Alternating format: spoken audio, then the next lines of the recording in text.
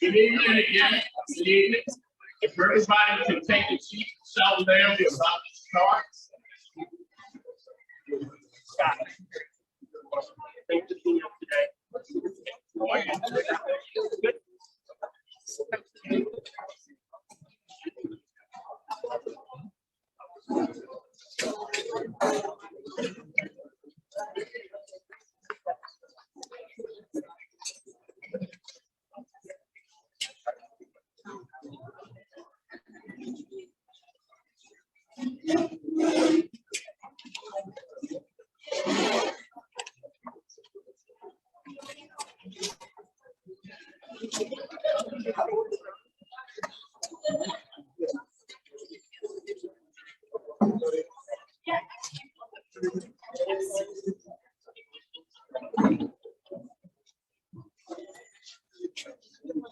All right, everyone, good evening. Thanks for coming out. My name is Blair, the president of Brave Citizens. Thank you for attending this forum for Montgomery County. Before we begin, housekeeping item, which you know where the exit is. The ladies' bathroom and the men's bathroom out the door to the left. Masks must be worn on the duration of the event unless speaking at the back of the mic. We will begin with a 3-minute introduction from each candidate. We have a timer today, Carla Davis, my favorite. She'll put up the sign when you get to 30 seconds, and the red sign when your time has expired. Rebecca King is our moderator. Questions, and she will take questions or ask questions previously submitted from some from the audience and also our first candidate, Mr. David Blair. David Blair is a local businessman, philanthropist, entrepreneur, and founder of CEO of Catalyst Health Solutions and the Council for Advocacy and Policy. Our second candidate, Marc Elrich, who is our current county executive since 2018. He is formerly an at-large Montgomery County Council member and previous member of Tacoma Park City for 19 years. Third, we have Tom Hucker, who is presently District 5 County Council member and former Montgomery County Council President, a former member of the Maryland State House of Delegates, can you hear? Representing District 20 from 2002 to 2014. Mr. Hucker is chair of the Council Transportation and Environment Committee. Fourth, we have Riemer, who is presently Montgomery County at-large council member and has served on the council since 2010. He was re-elected in 2014 as well as 2018. Mr. Riemer currently chairs the council's Planning, Housing, and Economic Development Committee. Our final candidate is Mr. Peter James. Peter James is a longtime Upper County resident with a background in technology and artificial intelligence and has entered the race for Montgomery County executive. Our moderator tonight, Rebecca Tan. She's a journalist and writer, currently staff reporter for the Washington Post covering local government and politics. So we're delighted to have you all here. Let's do a warm welcome to all the candidates.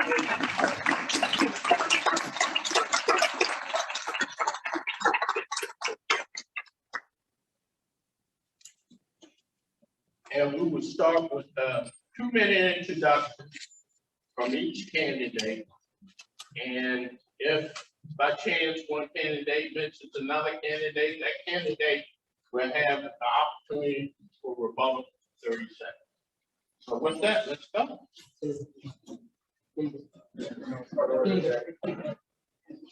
Yeah, David. We're going to have a hearing on Zoom, so we're going to have to discuss talk about Good evening. Yes. Everyone can hear me? Can those on the Zoom hear us?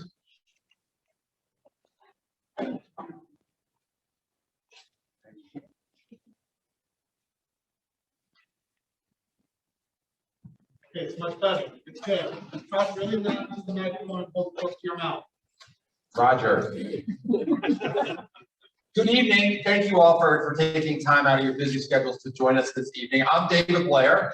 I'm a lifelong Montgomery County resident. And no doubt I was blessed to grow up here. Whether it's our amazing schools, our wide open places, or the welcoming and inclusive nature of Montgomery County. My mom was a public school teacher. And when I was a kid growing up, she would often say, David, when a door opens up for you, it's your duty to reach back and pull the next one through. And I very much believe that that aligns with Montgomery County. My wife and I are raising our family here. I was previously in business. I've had a business here in Rockville, Maryland, a Fortune 500 company. Sold that 10 years ago. And for the past 10 years, I've been deeply embedded in the community. Advocacy initiatives, nonprofit civics organizations to move the county forward. And it was through that perspective I became aware of how our county was slipping. So whether that was our schools that used to be the best in the country, the policy choices that we've made which made Montgomery County so incredibly expensive, or the vast inequities that we see in every walk of life, they are only exacerbated by the pandemic. And while I describe those challenges, I'm incredibly optimistic. Montgomery County is an amazing place. And while I'm from here, Montgomery County has attracted talent from not only all over the country, all over the world. We're literally one of the smartest counties in the country. And we have the capital, one of the richest counties in the country. And what we're missing is executive leadership, the ability to get things done. And that's how I was able to build a successful company in Rockville. Executive leadership. As an executive, you're surrounding yourself with top talent. You're setting ambitious goals. You remove obstacles, and then you get out of the way and you let them achieve. And that's how we built a Fortune 500 company, one of Fortune's most respected healthcare companies right here in Rockville, Maryland. And so that's what I'm going to bring to county executive, that bold vision. Let's have a 5,000-seat arena in Montgomery County so that our kids can graduate in Montgomery County. Let's plant 10,000 trees a year. Let's start 1,000 new businesses in the first year of my administration. Let's end homelessness. Those are big goals that we can achieve here in Montgomery County. Let me end with where I started, about how I was blessed to grow up in Montgomery County. And there's no doubt that I was blessed to grow up in Montgomery County because of the sacrifices that generations made before me. And so I am very much paying it forward so that future generations can enjoy Montgomery County just as much as I have. Thank you again for your time this evening.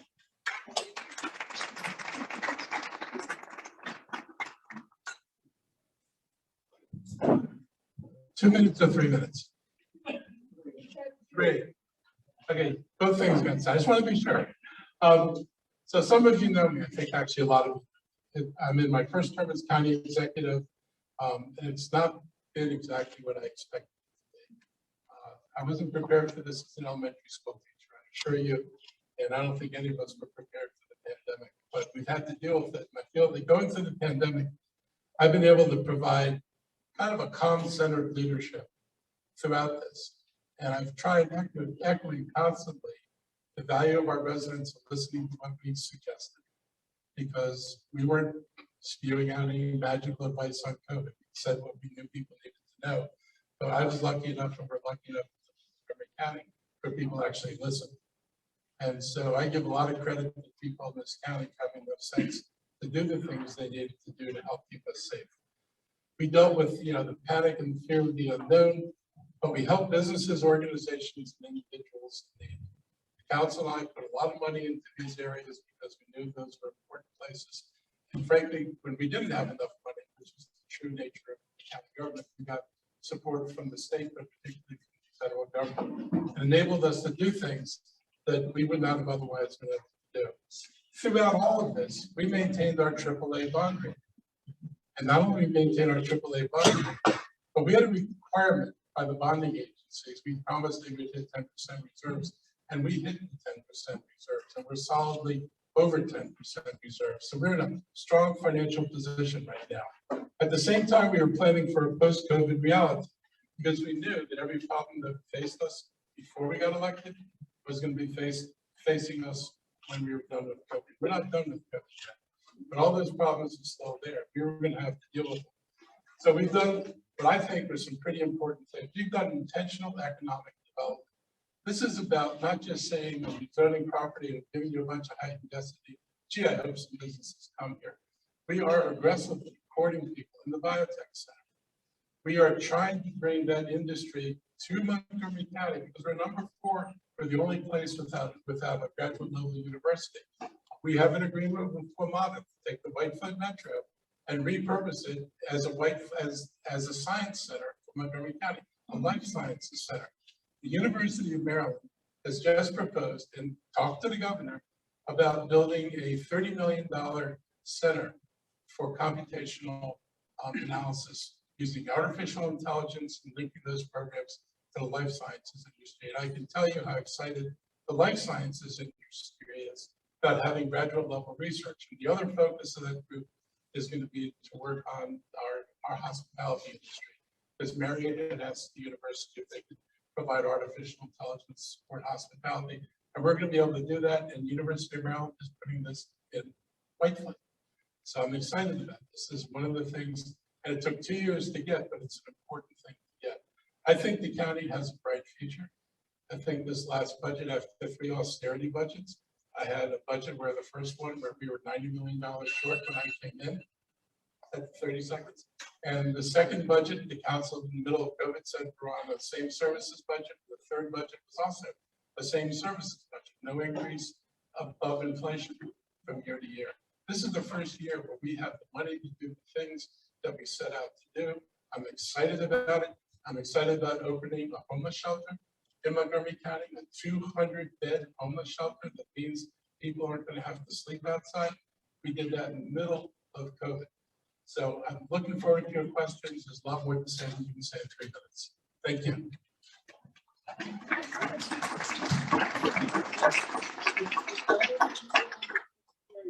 Hold the microphone close to your mouth and speak loudly, please. Thank you. How's that? Good. Good evening, everybody. Thanks so much for being here. My name is Tom Hucker. I think almost everybody here, and many of you have been at the Greater Silver Spring Democratic Club picnics in my backyard. I wish we were there on a sunny day rather than we were in a rainy evening. But it's so great to see so many of you, especially in person.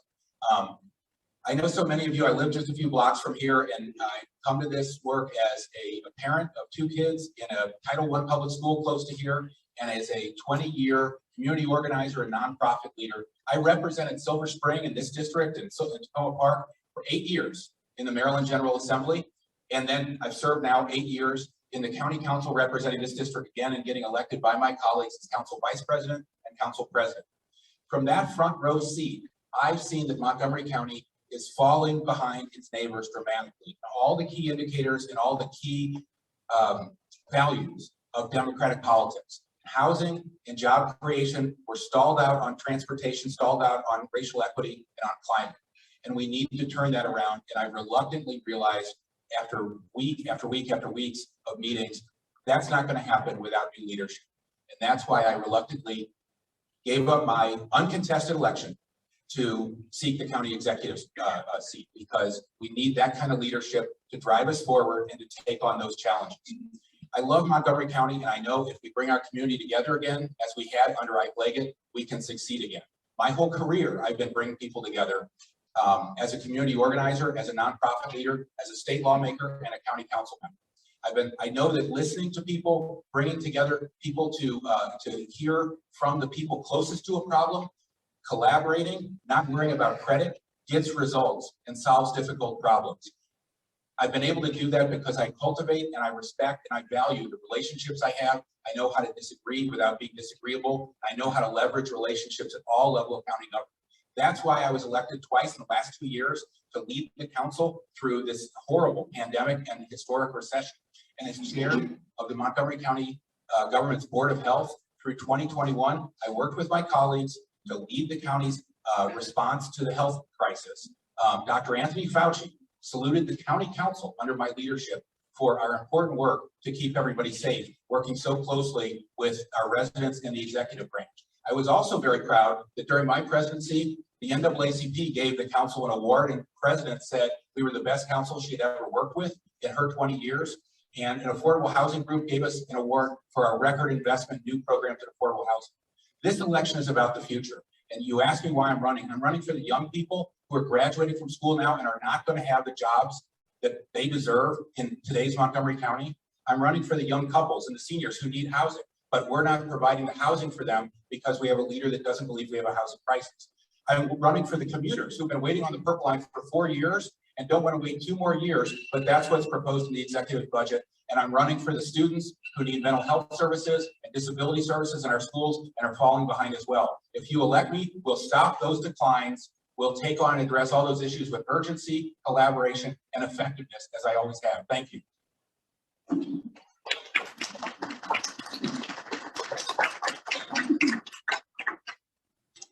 Well, good evening, everyone. It's so good to be with you. I'm Hans Riemer. And all right, we'll start over here. Clock reset, I hope, please. Good evening, everyone. I'm Hans Riemer. I'm one of your former at-large council members, and I am a social change organizer. That's what I have devoted my life to. Before I was elected to the county council, I pursued social change at the national level. I helped organize the national coalition campaigns that stopped the Republicans from privatizing Social Security. I helped Barack Obama in his first election to be president by organizing young voters to help propel him to victory in that historic campaign. I was elected to the county council in 2010, and since then, I have focused on bringing real change to this community. Some of the things that I'm so proud of helping to achieve include after-school programs for thousands of low-income kids today who didn't have it before, but we helped to expand that through the Excel Beyond the Bell program. New affordable housing, whether through nonprofit providers or accessory dwelling units, public safety reforms and police reforms to bring the community more into the center of decision-making about how we do public safety. Transportation policy that creates a more walkable, bikeable Montgomery County. These are things that I care about, but as a parent of 2 boys, my wife and I live here nearby and 2 kids in the public schools. I'm worried that Montgomery County is not creating a future that is open to them. I think the doors are closing to the middle class, to the workforce in Montgomery County. And that's because we don't have adequate jobs, we don't have adequate housing. And we have to change how we think and how we approach those issues if we want to continue to be a prosperous and inclusive community. And we need a change in leadership. Our county executive says no to the needed changes that we must make in order to continue to grow prosperity and to grow opportunities. So if we want the door to continue closing just a little bit more every year, then we can stay on the path that we're on.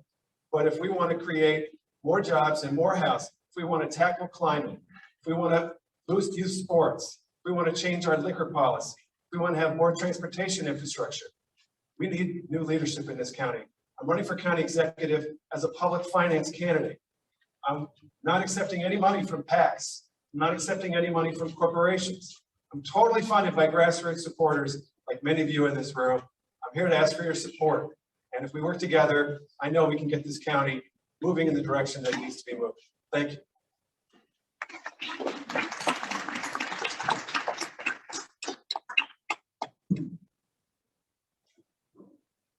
Yes, my name is Stephen Jenkins. I moved to Montgomery County when I was 4 years old. I'm not a career politician, and I don't have a few extra $1 million sitting around. So, but I'm the only upcoming candidate, and I'm not really truly a Democrat. I was a couple weeks ago an independent, who changed parties because, you know, if you're not a Democrat in this county, you don't have a chance of getting elected. But I've gone over the years supplying the county with lots of great ideas and get no audience side. Right now, the third highest polled concern of the citizens is traffic congestion. And I brought personal rapid transits to the county, and I got nothing. So for the most part, I'm running because I think we need these things. Things like bus rapid transit. Actually, they had to take them off the streets in London because they were involved in 4 times as many accidents. And one recent article, I guess, broke the camel's back when a man was dragged about a mile underneath the bus and they didn't know he was there. But a much better system is called personal rapid transit. I have a plan to give away 200,000 free vehicles using the $7,500 tax credit. These are modest vehicles, but we have a disconnect as far as our transportation equity.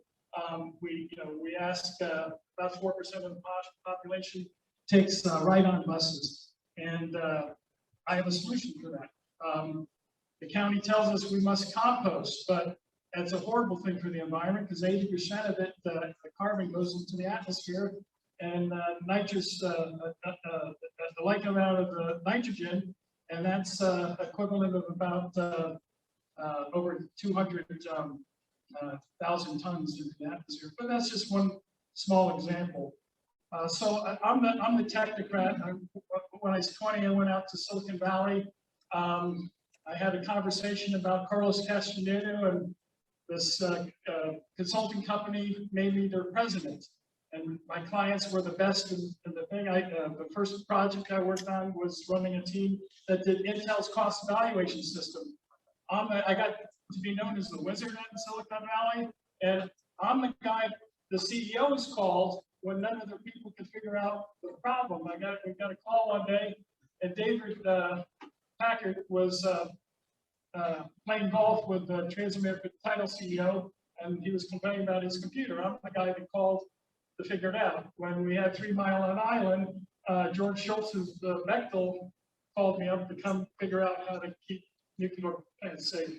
So I'm a technology guy. There's a lot of technology I can bring to the county, and along with that comes a lot of money. Just, well, I'm done. Thank you.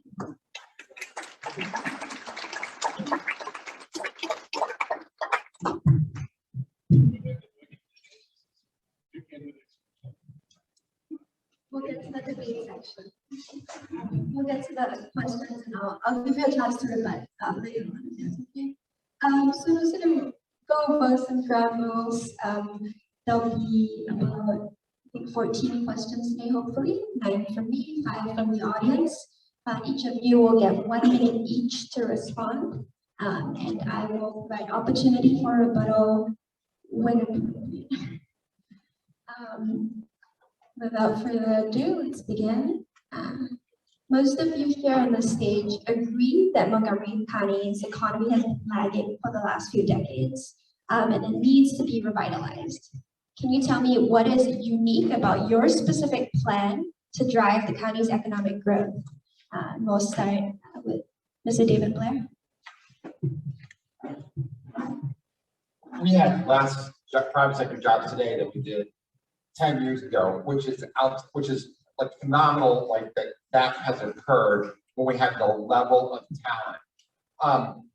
If you look at the economic development plan that I released last year, what's unique about it is I leveraged the strategic assets that we have here in Montgomery County. So it's not a mile wide and an inch deep, rather it's a mile deep. It's 7 key sectors. And I'll just talk about one in 60 seconds that I have. It's leveraging the entrepreneurial spirit that we have here in Montgomery County. 1/3 of our residents were born outside of the United States. That's entrepreneurial. They learned a new culture, a new system, maybe a new language. And so we've got to harness that. That's why we opened up an entrepreneurship lab at the University of Shady Grove. We had our first class come through last spring, and it's phenomenal to see these young men and women with their ideas, because we should be leading the region with new business growth, not lagging, which is where we are today. And if you have time, you can check that economic development plan out. And it goes through how we're going to leverage the assets that we have here in Montgomery County to get our economy going. Thank you.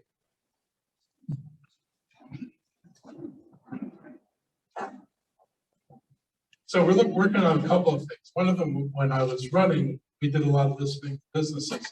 And Cindy and Katz and I did a tour of businesses. We had them tell us why you would tell your friends not to come to Montgomery County. And then we began implementing changes in our permitting department and our procurement department to address the kind of concerns that the business community had. But the bigger thing we're doing is the county's economic development strategy for more than a decade, which has produced no jobs in housing, was basically to say, let's build more density here, allow people to come here, more businesses, taller buildings.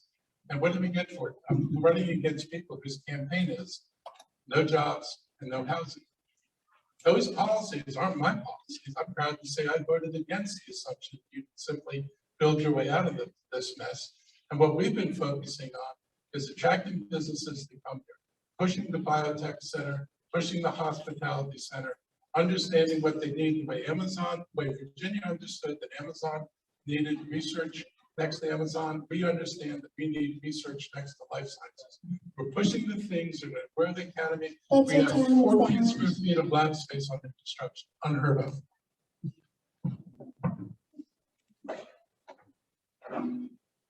That sounded great. I wish a lot of it had actually happened. I went to many of those listening sessions. Most of it never was accomplished, and now the website is down. Montgomery County hasn't been lagging in jobs forever. I reject the premise a little bit. We're supposed to be the economic engine of the state, and the economic engine of this region. We used to be under Doug Duncan and under Ike Lake. That all stopped a few years ago. We were losing jobs during COVID. We were the only jurisdiction in the region losing jobs pre-COVID during the national economic expansion. We lost 15,000 more jobs during COVID than our neighbors did. Most of those were held by women and people of color. And post-COVID, the last 6 months of 2021, we lost 38% of all the jobs lost in Maryland. It's incredible. It's never happened before. So what do we need to do? We need to focus on our small businesses, number one. They're our strength. They're the backbone of the economy. It's way more complicated and expensive to run a small business here. We need to have the Tiger teams like Fairfax and Arlington have to make sure small business owners get their permits, get their licenses, get everything they need to succeed. Number two, we need to focus on our strengths. We have 18 federal agencies. Thank you. Hopefully we'll talk more about that. All right, thanks. Well, when I took over as chair of the Economic Development Committee, I immediately put the focus on one of the most powerful research organizations in the whole world that is right here in Montgomery County and has been ignored by economic development and has been ignored, frankly, by the executive branch, which is the NIH. The NIH is our Stanford, it's our Harvard, it's our MIT, and NOAA and NIST. These are our power centers, and we need to be building off of them. We need to be working with employees there to help them start companies, to take their inventions to companies. So I've been working on economic development incentives and creating an entrepreneurial ecosystem. And if I'm elected as county executive, that is going to be one of my top priorities, is building off the power centers that we have.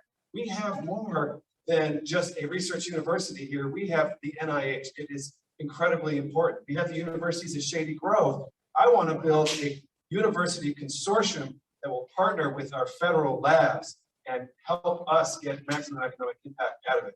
That is a great way to build on our strengths.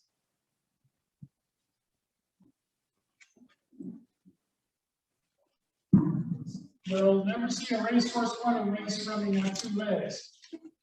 We rely on biotech and the hospitality industry. And those are so 1990s. But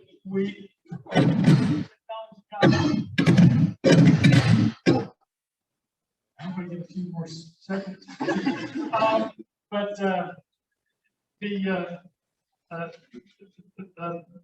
We need to bring in, there's right now $3 billion worth of battery grants that they're dying to give away to catch up, fight the Russian oil. My little brother, his partner, he went out and they hired him in Columbus, Ohio to compete for a $40 million grant, and about 200 cities competed. He won the grant, and then Paul Allen came in and gave him an extra $500 million. There's a lot of technology grants I can bring into the county. one of my main goals is to produce in the county at least 200,000 vehicles and give them away for free.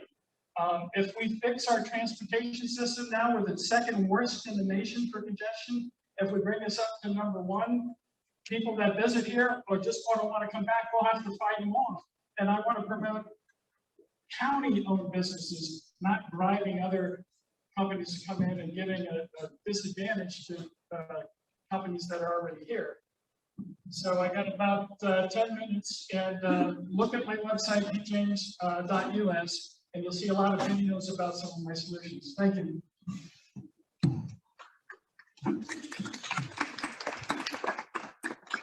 Thank you.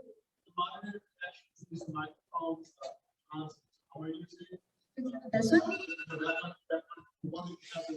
It's the easier not to. You can introduce Tom.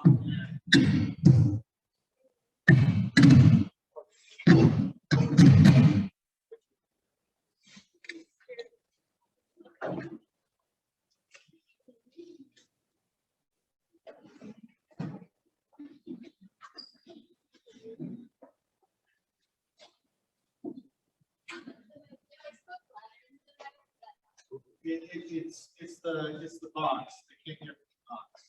It's a technology guy on this.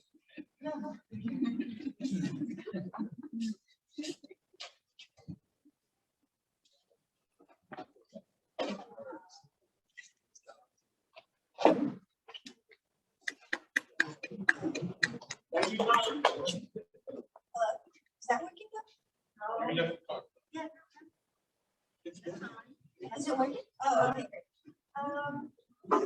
Okay, I'm just going to give Mr. Elrich 30 seconds to respond to a little bit of what Mr. Riemer has to say about your economic development. So, I mean, the best evidence that this is not something new is David Blair, because when I ran against David last time, David talked about the 10-year decline in Montgomery County. The lack of jobs, Ike Leggett had the same problem we had, weren't bringing jobs here. Then that's what the data shows. It doesn't show anything dramatically different. The difference is my policies are focused on job creation by understanding the industries and what the industries need, not just by saying you can build a building. All right, we'll move on. We'll start with Peter this time. COVID infection rates are at a low right now, but we have a new variant that's starting to emerge. Can you talk about how you would manage future waves of the pandemic recovery and whether it would be different at all from what you've done in the past few years?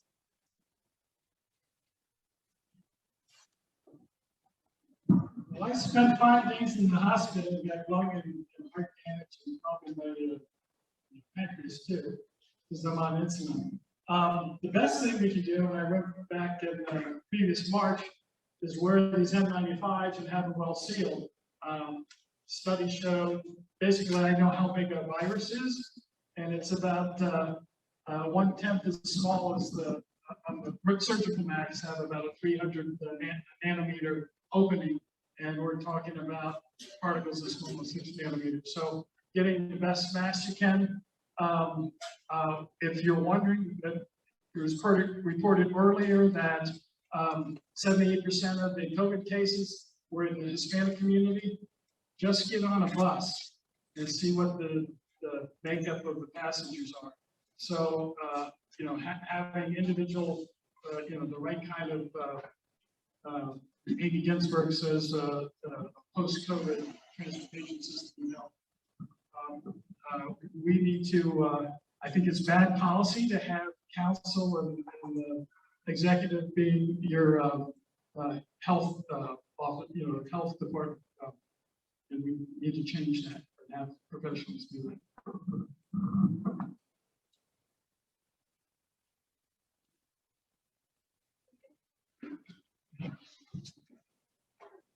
One, I think we can all be incredibly proud of Montgomery County, how we all got vaccinated and boosted, and we went above and beyond to the call of duty. It's one of the things I love about this county.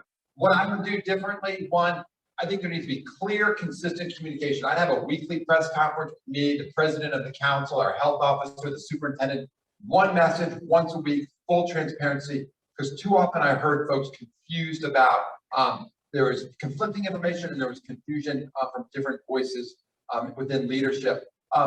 Two, we got to be prepared for the next variant, right? And so we were flush with cash from the federal government. And so we know that we're going to need backup school bus drivers, substitute teachers, people that can do contact tracing. Let's say make sure we have vaccinations for the kids and N95 masks in all the schools. So we've got to be ready. We know what's going to happen. And lastly, creativity.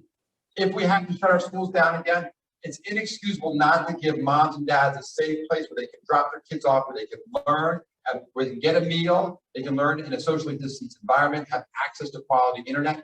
I worked with the Black and Brown Coalition for Excellence in Education, and we made that happen in counties, communities around the country. We can do that here in Montgomery County. So I don't think there's a single prescription for what you do because you don't know what the next version of COVID is going to look like. We're dealing with a variant right now. It's more transmissible than the previous one, but at the same time, it's not ripping through the community. That's probably because between the vaccinations and the number of people who got sick the last time around, it's harder for COVID to find the landing place. But we know things that work. And what works best of all is keeping people as far apart as possible. Whether it's wearing a mask or putting limits on occupancy, those things make a difference. And I think that's what set Montgomery County apart from most of the rest of the country. We focused on keeping people at a distance and keeping masks on and getting vaccinated.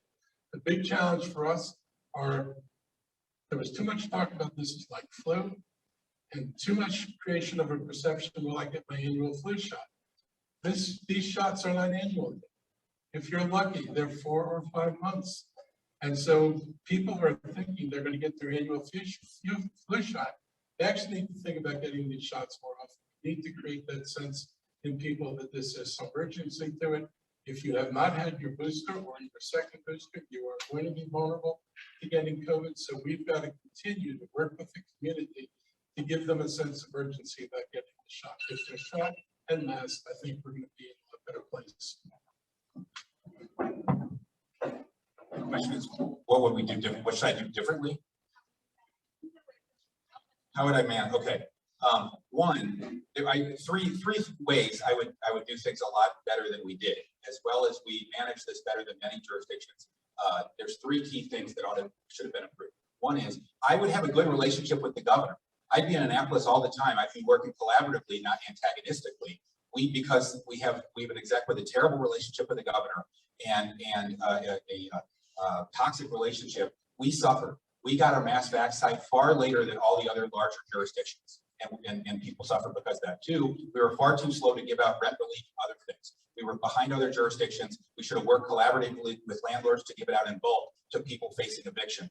And third, we should avoid racial equity gaps. We had huge racial equity gaps, first in testing and later in testing and later in vaccination. We need to focus our energies and our funding on the Black and brown communities that need the help the most. The council forced the executive branch to do that. We went door to door. We worked in our churches and mosques to do that. We closed the racial equity gaps, but we shouldn't have had to close them in the first place. Thank you.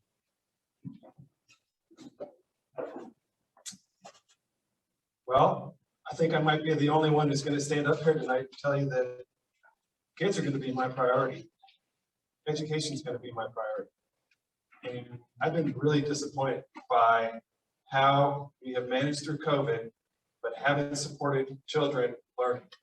Our kids are way behind where they're supposed to be. They are way behind. And as a parent, I can tell you, virtual learning is not learning. It's just treading water. And we need to be much more assertive about managing this situation. We didn't do it well in September. We didn't do it well in January. I was the only council member to vote against the health order allowing bars to stay open later while the schools were shut down. I voted that way because education is my priority and it's got to be our county executive's priority. Our community is shaken by our commitment to public education. Shaken. We have lost thousands of students in our public school system. If I'm county executive, that's my #1 priority, turning that around.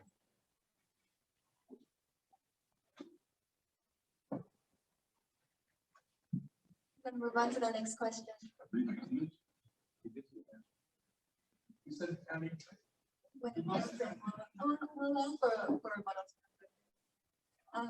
move on now to housing zoning. I don't want to talk about Blair 2050 exactly, the document, but I do want to discuss one of the issues that it raises, which is single-family homes. My question is, should Montgomery County work toward relaxing or eventually abolishing single-family homes? Why or why not? And we'll start with Tom. Please.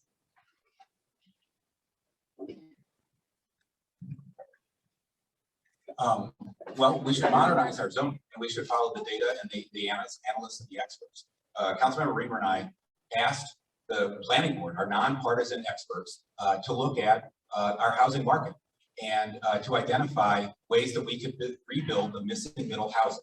We need a lot more varieties of housing. We need housing for seniors who are trying to sell, who are empty nesters, who want to sell a single family home and move closer to a vibrant urban community where they can walk to all the things they need in 15 minutes. We need a lot more apartments of all sizes, especially for families 2 and 3 bedrooms. And we need some duplexes and triplexes because we have priced so many people out of our market. So yes, we need to do that. Thrive doesn't change any zoning, and we'll work collaboratively as we always do to have lots of public input before any of that changes. Thank you. All right, well, first of all, the county actually has already made a significant change in single family zoning when we adopted the zoning change to allow accessory dwelling units much more widely than we used to, which the county executive, of course, really opposed. So now if you're a homeowner in this county, most homeowners can build a basement apartment. They can build a backyard cottage. That is a profound change in single family zoning.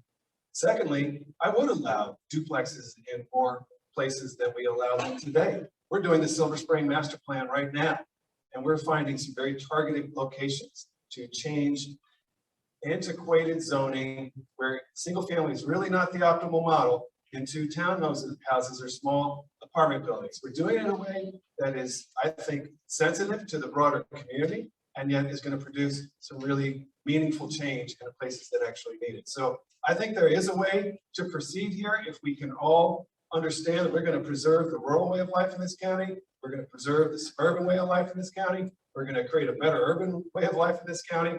And we just got to be a little bit more open to change. Thanks. I take a different view on a lot of stuff. Over a third of the land area in the center of the business district is dedicated to street parking and roads. If we had a better transportation system, we could reclaim at least half of that to put housing there. What I'm proposing with a personal rapid transit system, instead of taking an hour to get to Frederick, a lot of our service workers and government workers live in Frederick because they can't afford Montgomery County. But rather than having them take an hour to get to work, if they get to work in 30 minutes, that expands where we can grow to. But I got to tell you, a lot of people where I'm from in the upper county, they don't like that urbanization that they see in the lower county for their community. I would build what's called a digital twin, similar. I don't know if you've seen SimCity, but this would allow all citizens to get online and see all the proposed zoning changes, see what developments are going where, and have them chime in and take control. I want to give that back to the people.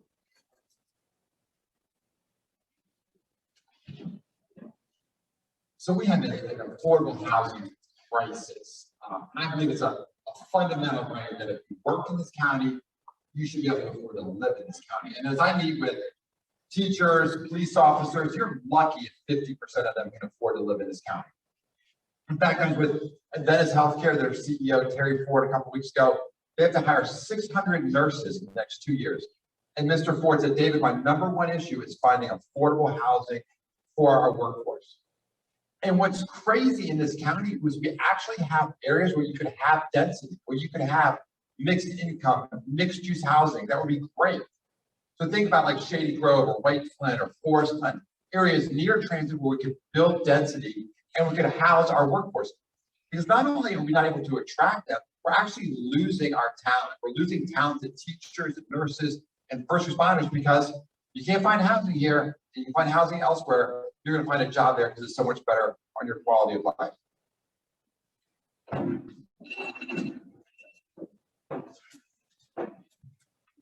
In need to make more fundamental changes than what's being talked about here. I'll give you an example from Bethesda. We looked at the new housing that was built in Bethesda, the apartments since 2012. 50% of them were MPDUs. That's great. You build 1,000 units, you get 150 MPDUs. The units priced above the MPDUs were over $1,000 or more greater than the MPDU prices. That's your missing middle housing, and we don't require anybody to build it.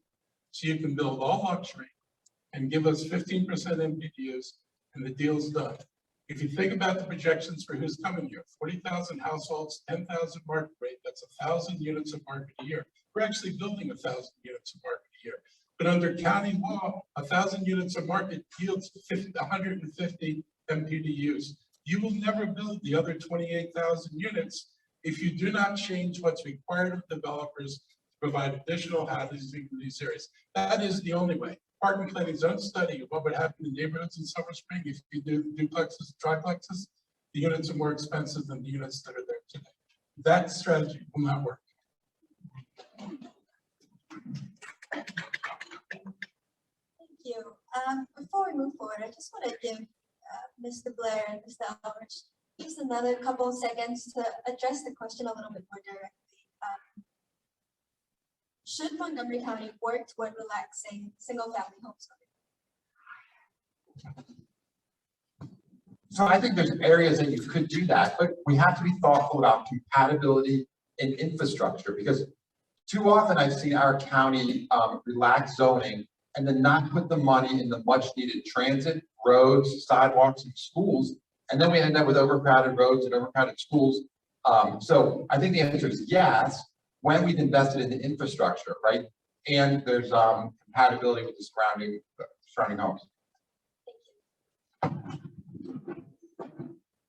If you're going to do things like that, I think you actually have to work with the communities.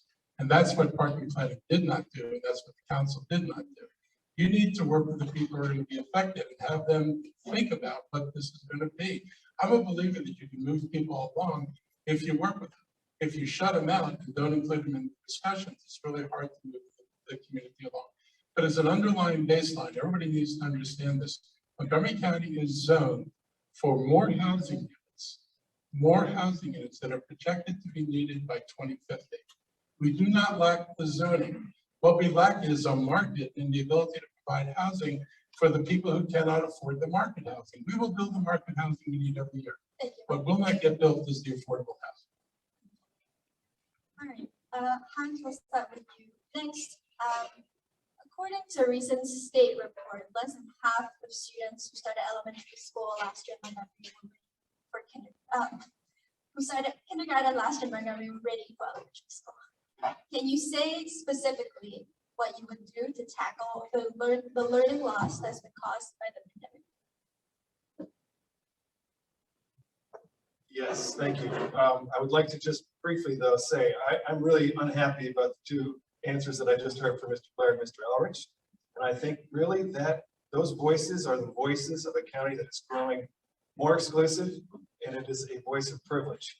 And we have to think differently about what we're doing in this county, because the road that we're on is not working, and you need leaders that are willing to stand up and try to do something about it instead of retreating on these really, really important issues. And that's why I'm running for county executive. Now, I believe we have to do way more to help children become prepared for kindergarten. We have so many kids that come into kindergarten without the adequate exposure to language and to concepts. And so I have been advocating for significant expansions of subsidies for childcare so that children can move out of family-based informal care and into provided care that has professional credentialing. And as county executive, I'm going to work harder, and I'm going to get more funding to go into that so that every child will start kindergarten ready to learn. Yes, I think early childhood education is important in supporting families, maybe working moms. I grew up with 5 kids and a working mom that was working 3 jobs. With decent transportation, I'm going to bring back 100 million hours a year to citizens so they can make their kids' soccer game or help them with their homework. What we need to look at is, we don't have any structure set up really for that early childhood education. And that's really important.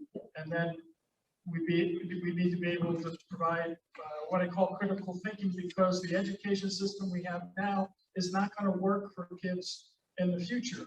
Schools don't even let kids use the cell phone, and that's where all information comes from nowadays. So as far as the social equity is, I want to take the power away from the planning board and either make it an elected position or bring it back in the county, because it's not, it doesn't serve the needs of people. Wow.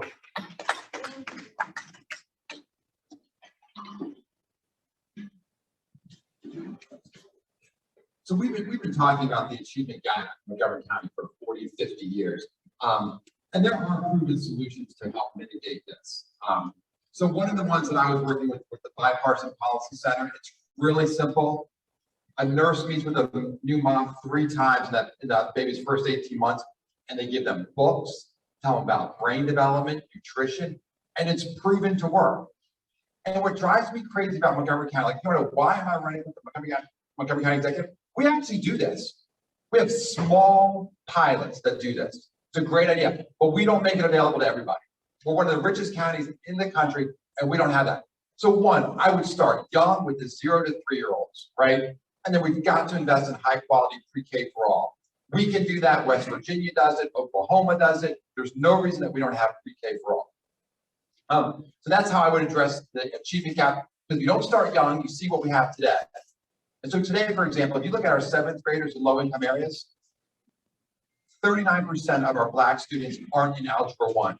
Or 39%, 9% of Black students are not in Algebra 1, whereas they're 39% of their peers. And Rebecca, if I can rebut Mr. Riemer after reading this question, I'd appreciate that.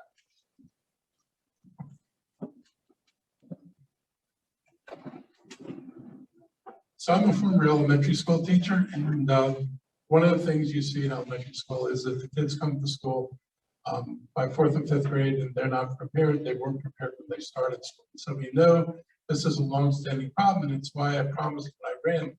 I knew we were going to run out of money. Actually, I said the 2 things I'm going to do is move on transit, but also move on early childhood. So we've increased funding. The council and I have agreed on this. To keep more funding to grow that program, we're going to keep spending more money to grow the early childhood. And we're going to be getting more money, I believe, from the state. So there's some good things working in our favor. But we continue to treat this problem as only a school problem. And this is actually a socioeconomic problem. If parents are struggling economically, and those kind of trials and tribulations spill over into the household, that's a profound effect on children. If you want to change children's lives, you need to be willing to talk about, we probably need to raise the minimum wage again, and we probably ought to be doing rent stabilization, particularly in the older buildings.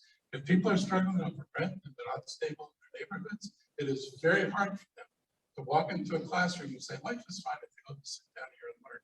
It doesn't happen that way. So we need to treat the whole child, not just focus on the educational part.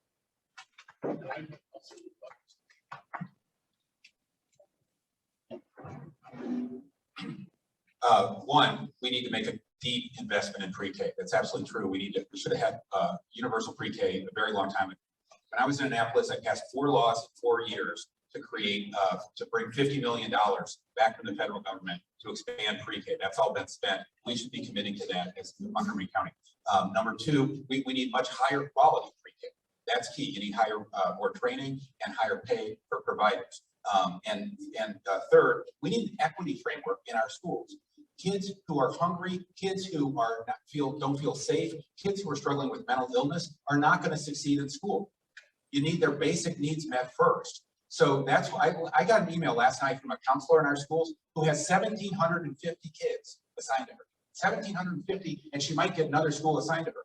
I pushed for 26 social workers to be in this budget, and the administration and the HHS department opposed that until they had a plan all worked out. We've lost 10 of our young people in the last several months to suicides and overdoses. We need way more counselors way more trained social workers in our schools to deal with a mental health crisis. Thank you.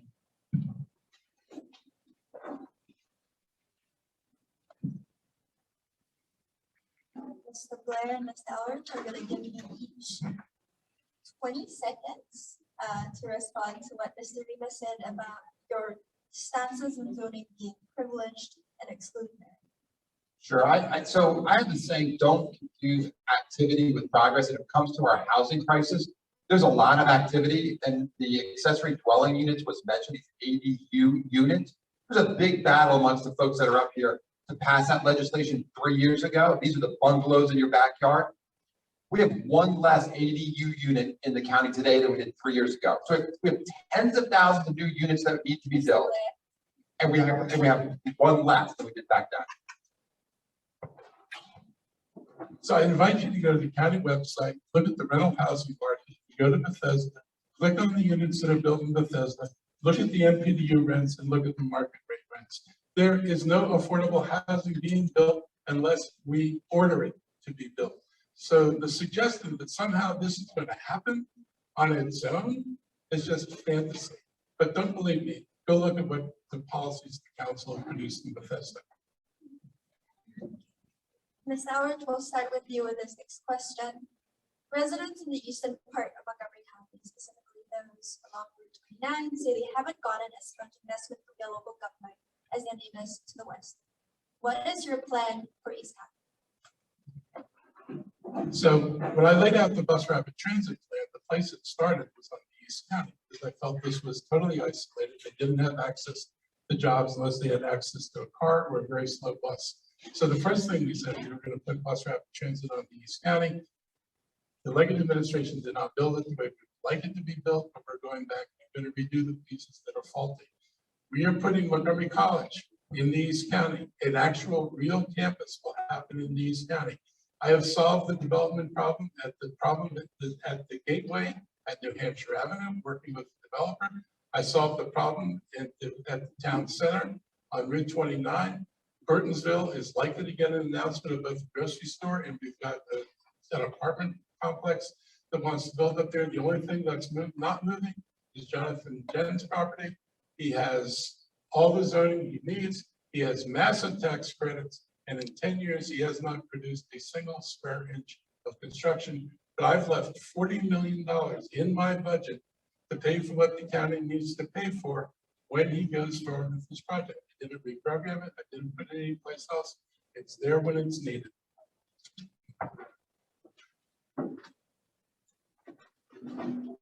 We need, I've been representing East County for several years. We need a much more focused effort from the county executive, and you'll have that if I'm elected county executive.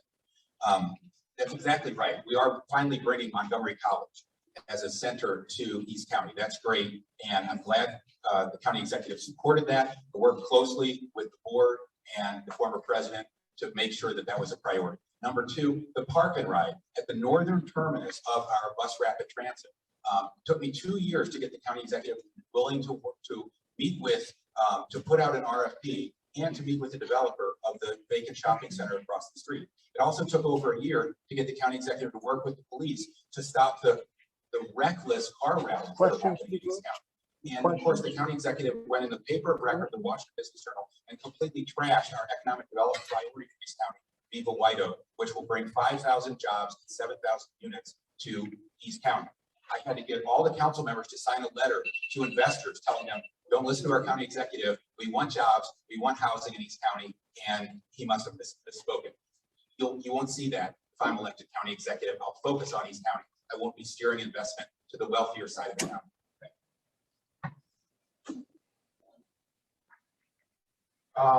Sorry, the question was, what would I do to promote East County? Yes, thank you so much. Well, first of all, I've been working hard to make East County a more successful place for the private sector to invest. And that's what we need. We need public sector investments that will attract private sector investments. And so I held up the county executive's flawed plan for BRT on Route 29 and made sure we went back and got the study right so that we can actually move forward with a good plan. I have been advocating relentlessly and without exception for the development around FDA because of my vision for labs leveraging economic growth in Montgomery County. I was appalled by the county executive's comment publicly in the WBJ that he really dismissed the viability of investing in the East County at that site. And I think we need an executive who has a bigger vision than just one little property in White Flint, which is, by the way, an empty parking lot. We need development across the county, and the East County needs to be part of that. So I did not vote against the disposition of that property like others on the stage. I have supported tax incentives and development there, and I'll continue to do that. Yeah, I went to Wyoming Junior High and Springfield High School. I lived in Colesville right up Randolph Road, and that's my home. And one of the things we have in problem is the proposed transit system. I wrote on it. You can see a picture on Tuesday during northbound rush hour. And most of the time, there's only one other passenger on it, and there's 4. This is a bus made for 8 people. It just doesn't go where people want to go. And I have a solution that gets people where they want to go. Plus, in order to have the traffic to support businesses, you have to have a good transportation system so a restaurant can get enough patronage to stay open. The system I'm proposing is will let you get from Silver Spring out to Burtonsville in 15 minutes rather than an hour or 45 minutes to an hour. And having the SimCity type simulator of the whole county, the citizen can see where the allocation of the monies and the infrastructure is and what's happening, and let people have a voice, correct voice, and say, hey, this is not right, this is not equity. Thank you. Thank you. This will be my last question before we get to questions from the audience. Was that I'm money for me. my bad? You knew that was exactly. Please. I will get it done. I will get East County done. We've been talking about it forever. It's a wonderful opportunity. And I mentioned in my opening remarks that I want to build a 5,000-seat arena so that our high school students can graduate in Montgomery County. That's where that's going to happen. We're going to bring East County Montgomery College campus there. I've talked to the business leaders and we can create jobs there. We have a dentist there. We have FDA there. When I was talking about the dentist, the nurse shortfall, that's where it is. We need affordable housing there. And clearly we need transportation solutions. We've been talking about BRT for 14 years. We have 14 miles. You don't need a calculator to figure out at that pace we'll never get there. And the BRT can't stop at Montgomery County. We need to work with Howard. You have to go all the way up to Columbia. That's what I'll do as your county executive. Thank you, Mr. Blair. And I'll let you go first for mistake at least starting earlier. In Montgomery County, like in the rest of the country, there's been intense debate over public safety and policing. My question is, do you think that changes to policing are needed in Montgomery County? If you do, can you say specifically what they are? So I believe that everyone in our community should feel both safe and respected. And I believe we can have it both ways. And when you look at the raw numbers, there's no doubt that we're over policing our Black and brown community, and we need to do a better job. So for example, our Black residents make up roughly 20% of our population, but 44% of arrests. That needs to change. And so I would invest more in our training programs, and we're so blessed to have Marcus Jones, our chief of police, who's really an expert in this and has started many of these initiatives. So I think about hiring a more diverse police force, the training, our pay, and this shocked me because I would have assumed that Montgomery County pays police officers some of the best in the area. We're actually like almost the lowest in the region. And so we're not being able to attract the talent that we need within our police. So, and I certainly wouldn't be cutting our police presence. I think we need to make sure that we're investing in the right police officers, and that's what I would support.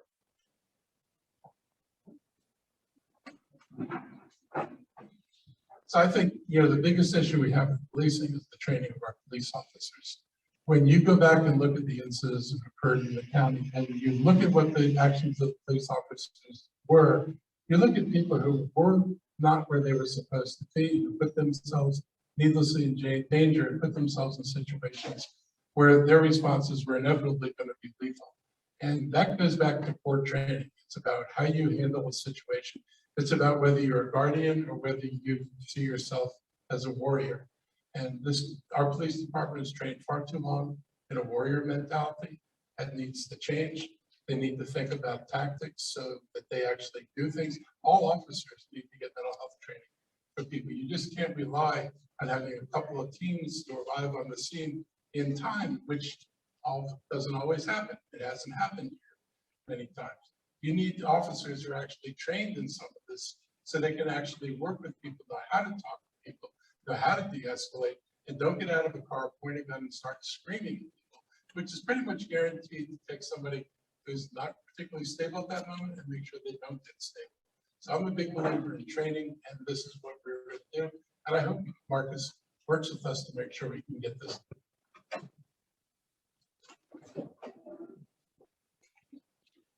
Several things. I represented this district for 8 years on the county council. In that time, I think I've been through 5 or 6 commanders of the 3rd district. So if you have a revolving door of leadership, you don't have commanders that know Silver Spring, know the community leaders, and have the trust of the community. That's number 1. Number 2, you need a full complement of police, as we're supposed to have. We've had huge vacancies in the 3rd district in particular right here. Every single year I've been on the council, particularly the last 4 years. And 3rd, we got to use our police correctly. We used to have an auto theft and carjacking unit. They disbanded it. So what happened? We have a rise in auto theft and carjacking.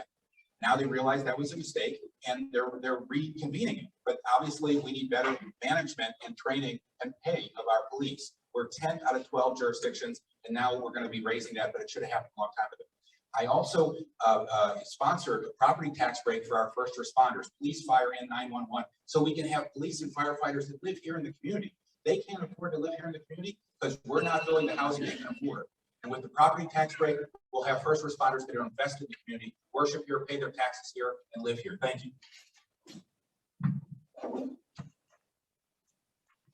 Well, thanks. This is certainly personal for all of us, including me. My wife Angela is Black. My 2 sons are Black, and my oldest is 14. He loves nothing more than to go to downtown Silver Spring with his friends. That's where he wants to be anytime he can be. And I want him to be safe when he's there. So that means, first of all, we need to have adequate police so that Silver Spring does not become a place where it has drive-by shootings or, shootings. We've got a lot of shootings. But my wife and I have had to talk to my son also about the risk that is posed to him as a young Black man from a catastrophic interaction with a police officer that could be precipitated by almost anything. A person who views him as more threatening than he is, who thinks that he's doing something wrong when he's not, and creates a public safety incident that he gets caught up in. And if we're going to solve that problem, we have to solve both. If we're going to solve that problem, we have to change how we do policing. And that's why I have been unwavering in my commitment to police reform. It's not just having adequate policing, it's changing how we do policing. If you want an executive who's going to make that a priority, you need someone who's going to deal with the sticking points in police reform. One of them is the police union. I'm not going to back down on this ever. I will fight for you and the community and for our sons. Thank you.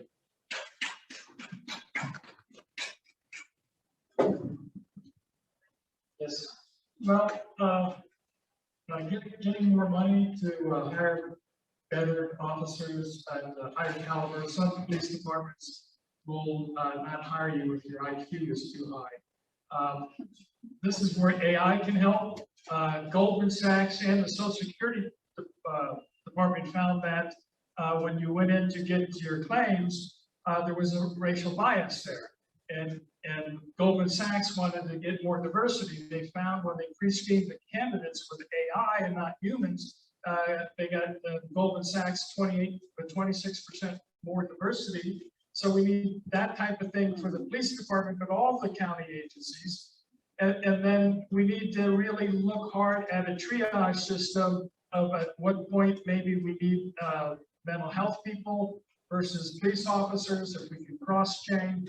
And there's a guy, Robert Van wrote a book called Quality of Free, and his first year people, when they came in, he said, this is what I want you to do. I want you to tell me how we can have a society without police. So we need to do that kind of innovative thinking to see how we can solve those problems that we rely on police for now. Thank you. I think maybe questions that can be biased or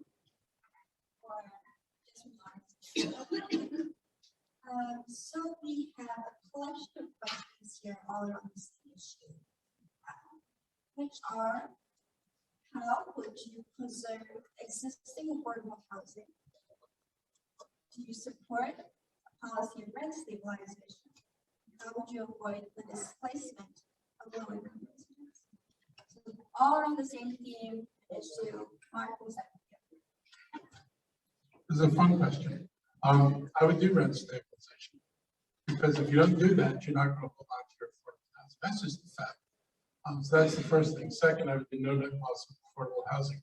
There's a project in Bethesda, another product of how our policy is.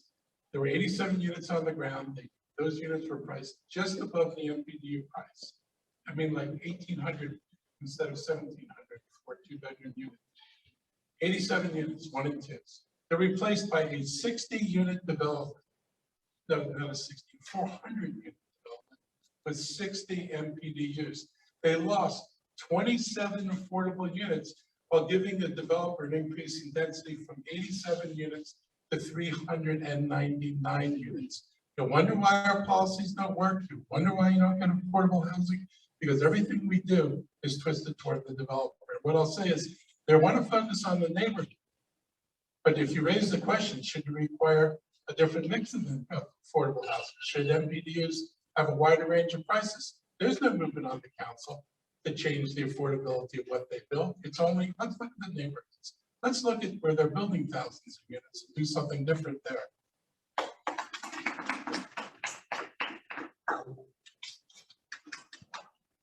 Like almost all my answers, I'm going to tell you we should follow best practices and follow nonpartisan experts and analysts. And they would say a few things. One, buy up the existing affordable housing that's out there before it flips. That's number one. Two, maintain. The executive stopped inspecting our worst, most dangerous properties that are filled with mold and vermin all across the county. During COVID, it made no sense when tenants were trapped in their dangerous homes 24/7 and not going to work. We, by their own estimate, they're 10,000 units behind in inspections in our worst and most dangerous properties. So you have to, if you're going to preserve them, you also have to inspect them and keep tenants safe. Third, do long-term leases and let tenants stay longer. I fought for to maintain the 2-year leases, and we could go longer than that. And third, increase the rights of tenants to buy properties. And I fought for, with Jamie Raskin, Sheila Hicks, and Heather, we passed state legislation to allow tenants to buy their buildings so they could control their destiny. Thank you. Great, thank you. So, first of all, I think that Marc Elrich and David Blair's antagonism to relaxing zoning really promotes displacement because it restricts the amount of new housing that we get. And then people who have money basically outbid everybody else. That's the way the world works. And we need to change that by supporting more housing. Silver Spring actually has more low-income housing today than it used to. And we need to change that by thinking differently about financial tools. So I have been advocating and putting funding behind more nonprofits buying existing housing, especially in our Purple Line corridor. We need $100 million, which is not at all unattainable, to purchase the existing affordable communities that you see in the Purple Line corridor, put them under nonprofit ownership, and then redevelop them over time. That is a better way to achieve rent control than passing a regulation over the whole market, because the whole market regulation will end your new housing. That's not the direction we want to go. So I favor nonprofit development of housing. Story build earthen homes in one of the mobile home parks and give people decent homes, a lot more space. And I was told by the planner, oh, we would never get rid of those homes. Those are the only affordable housing we have. Within 2 years, Elm Street basically, I don't know where the bidders went, but they put everybody out of their homes. They gave them $2,000 for their homes, and these people were out on the street. And now there's really nice, townhomes in the place. So there are solutions. I'd like to look at allowing us back into the Garden of Eden, the ag reserve. I think if we got rid of a lot of the water use of industrial farming, we could replace it with maybe not super zoning, but maybe half acre zoning, that sort of thing. So the places are there. What's been shown over and over again is that mental health is directly related to how much space you live in.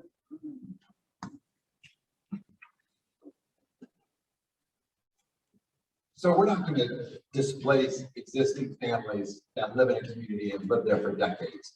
But there is a unique opportunity where you can move someone from a 1950 style home into an energy efficient new apartment unit, new housing unit.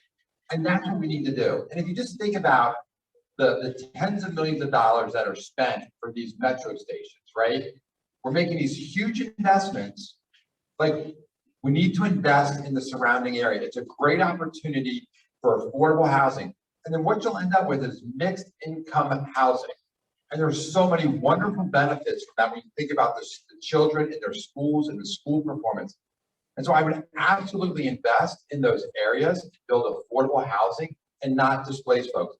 And it's been done in this county. It was done at Chevy Chase Net with the PYA, the developer there, about how you can build more affordable units and keep the people that are there, that live there now, can get upgraded. And that's what I would do as county executive.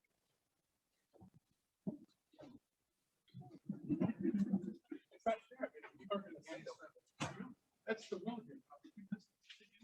right, we've got a lot of questions from the audience. Unfortunately, we're going to move on. This is not the last time we'll be chasing up on it. I would be too worried. A question here. David Blair specifically addresses Silver Spring in his platform. I think this is addressed for all the candidates, though. What will you do to make Silver Spring competitive to DC and Bethesda? We'll start with Peter. Like I said earlier, it takes me about 3.5 hours by transit to get to downtown Silver Spring. I love to go to the farmers market. The transit system I'm proposing, I can get there in 20 minutes. Really, there's more room, there's more space taken up for cars, and at least 50%, if not more. And that gives us walkable neighborhoods, gives us outdoor cafe settings and more housing. And by having the best people, increases the quality, replicate downtown Bethesda or Silver Spring all over the county. Maybe if it's easy to get to these locations, then we can switch. My economic development, I've always said that Silver Spring's got to be the heartbeat of Montgomery County. We need Silver Spring to be thriving. And like I look at like Jessup Park, Blair Jessup Park, we have right in the middle of Silver Spring. And so I've been talking to business. And so I think about Silver Spring, I think about that. It was interesting. I think it was like Silver Spring, we kind of missed that, right? But Georgia, it's well lit. It's really much more. Silver Spring Chamber about the plans for Silver Spring. Their concerns are it's going to become a bedroom community. And that what you're going to get is another Bethesda. You're going to get 250 foot rights and no housing DU price and a higher market price. That is not a good image and not a good future for Silver Spring. Silver Spring needs to be more inclusive. We would be better off zoning more property with less height because the cost of building in stick is way below the cost of building in concrete. Building in stick makes the units less expensive. It also means if the government's going to step in and subsidize things, by subsidies by equivalently more units. So instead of being fascinated by a few tall buildings, we should be thinking about a better way to spread around the density. But the other thing is, if you really want it to be a thriving business center, you have to hold out for businesses to come there. If it's truly a bedroom community, it's going to be empty during the day. People are going to come home at night, maybe they go to dinner, but that's not a vibrant, thriving community.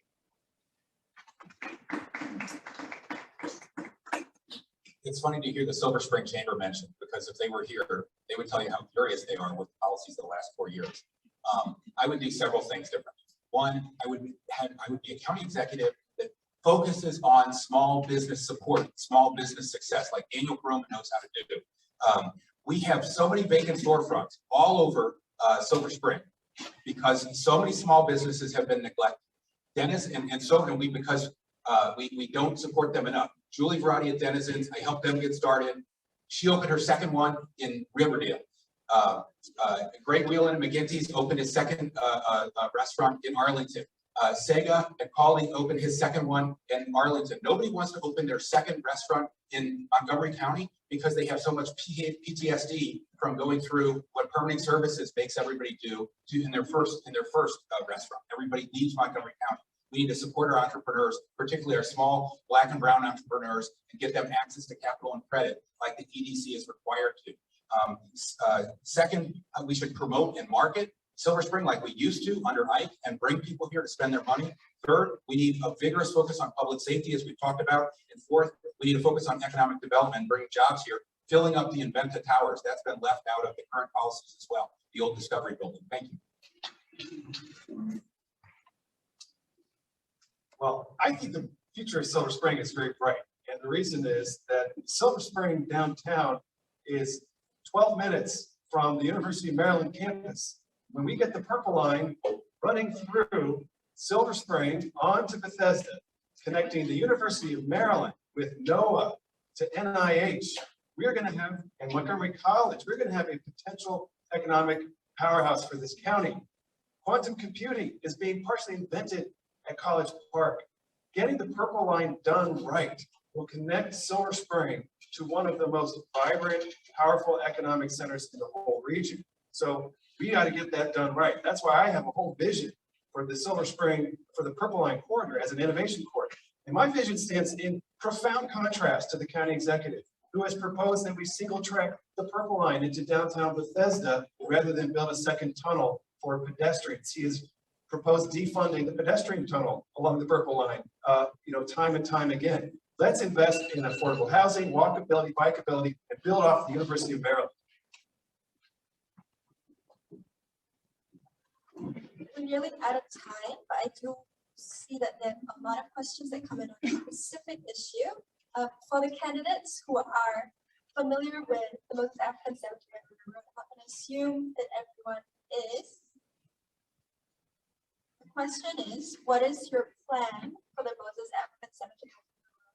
And will you invoke eminent domain to preserve it, to stop the desecration? It's pretty specific, but if anyone has interest in answering, please do. Well, I support memorialization. I believe there is a cemetery there, and I believe the county should provide funding to build a memorial in partnership with the community. There are no easy answers about how to get it done, but at the end of the day, that's my bottom line. I support memorialization. I hope we will be able to achieve that. Thanks. I believe the county needs to work much more collaboratively with the coalition and stakeholders there, and work with the planning board and staff to do a land swap to protect those graves and give it the dignity and the respect that it really deserves.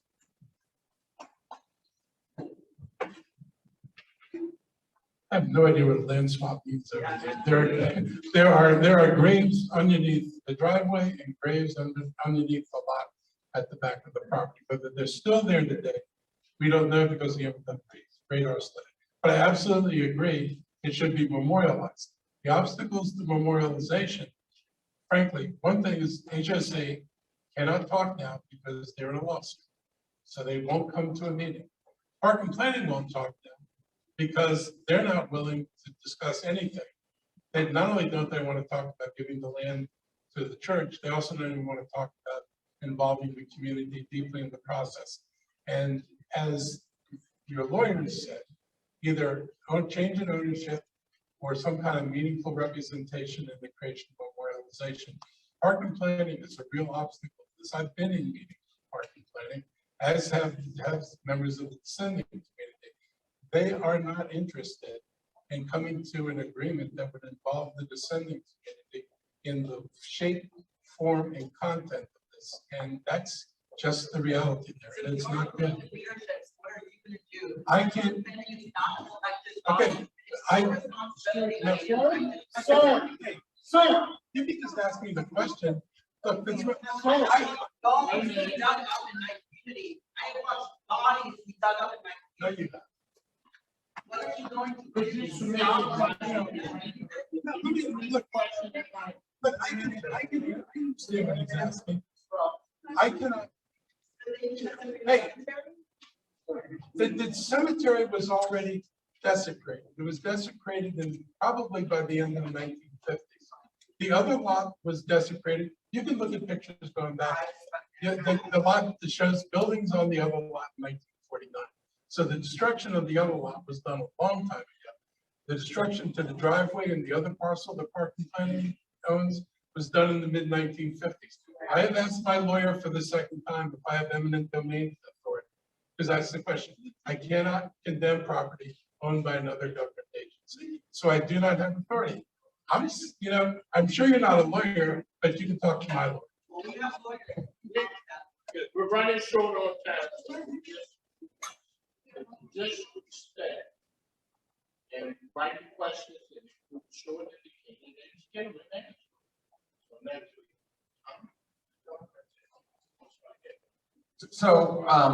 So I certainly believe in memorialization. I want you to know as a leader though, how I would approach this, right?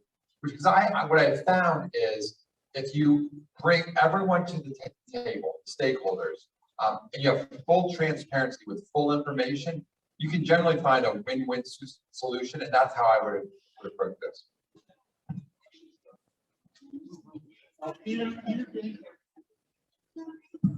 Yeah, I was out at protest a couple of years back, and this is a desecration.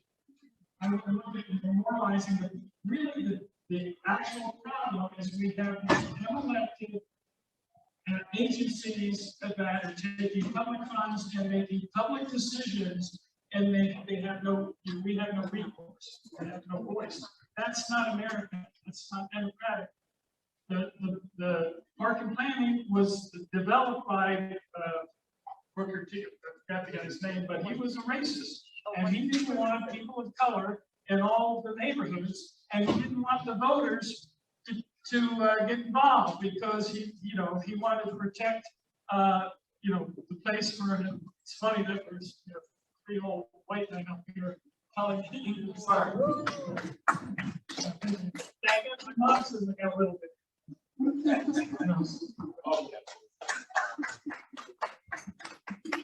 Thank you. That does conclude our program. Before we go, have a couple of announcements. I'd like to thank all the candidates in their presentation.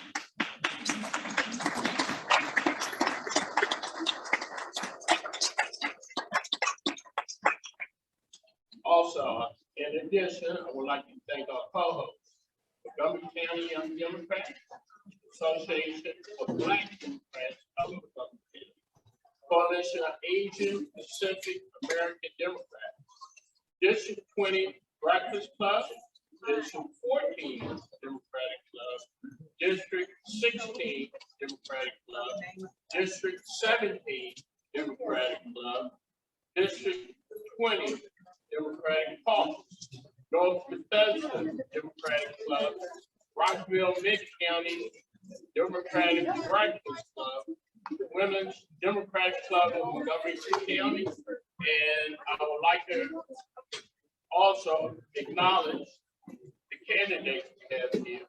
Daniel Corona, District 5. Scott Goldberg, at-large county council member.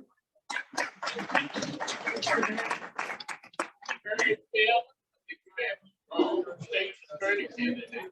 Tom DeGonia, state attorney candidate. Bernie Spearfield North, just now was young Democrat. And our six judges, they all are. Captain Dumas, Teresa Janowski, Judge Carlos Apostle. And I would be remiss if I didn't take time to thank the Great Silver Spring Democratic Club Board, Phil Agnew, Vice President, Steve Tony, Treasurer, Tony House, Keith Case, Donna Graham Harris, our Secretary, members Emily Agnew, Carla Davis, Alan Bowden, Cobra House, Beth, Cindy Austin, Joy West, and also Mark Woods, founder of the Democratic